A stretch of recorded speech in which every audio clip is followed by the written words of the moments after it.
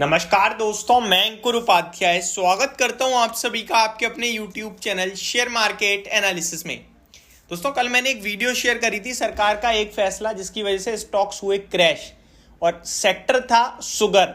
But video में मैंने एक चीज कही थी कि अभी ऑफिशियल नहीं है, रूमर्स हैं ऐसे, तो अभी हम कोई डिसीजन नहीं लेंगे, एक बार कंफर्म होने दीजिए उसके बाद एक्शन लेंगे।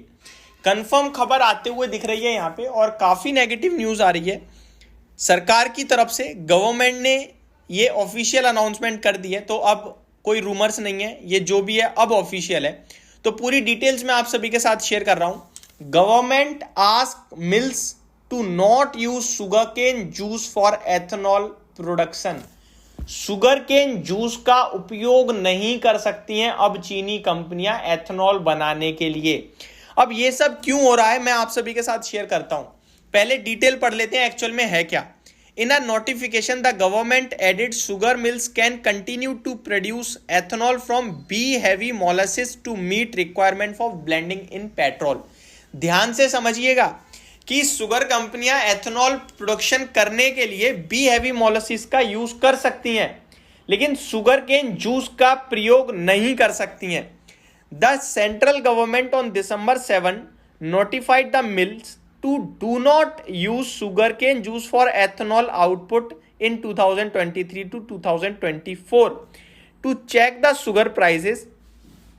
Ethanol is used for petrol blending. In a letter to managing director and chief executive officer of all sugar mills distilleries, the government added sugar mills can continue to produce ethanol from B heavy molasses to meet requirement for blending petrol. In exercise of power conferred under clause 4 and 5 of the Sugar Control Order 1966, it is directed to all sugar mills and distilleries not use sugarcane juice, sugar syrup for ethanol in easy मतलब ethanol supply year। आगे बात की जाए 2023 से 24 के बीच में with immediate effect. Supply of ethanol from existing offers received by all marketing companies from B heavy molasses will continue, Food Ministry said in the letter। अब मैं आपको समझाता हूं एक्चुअल में हुआ क्या है, आगे भी थोड़ी चीज है। Earlier this year, the center had announced a ₹10 per quintal hike in sugarcane's fair remunerative price FRP जिसे कहते हैं, यानी कि गन्ने के दाम में 10 रुपए कुंटल से बढ़ोतरी करी गई थी, which is the minimum price that mills have to pay sugar cane growers. यानी कि चीनी कंपनियों को जो ये गन्ना उगाते हैं उनको पे करना था, वो 315 रुपए कुंटल था 2023 से 24 के लिए स्टार्टिंग फ्रॉम अक्टूबर। अब मैं आपके साथ पूरी चीजें शेयर करता हूँ। हुआ क्या है, हुआ ये कि चीनी कंपनियों से कह दिया गया है बी हैवी मोलासिस के द्वारा आपको एथेनॉल बनाना है, बनाइए, लेकिन गन्ने के जूस से आप बनाना चाहते हो नहीं बनाओगे, अब उसकी अनुमति नहीं है। ये सब क्यों कर रही है सरकार?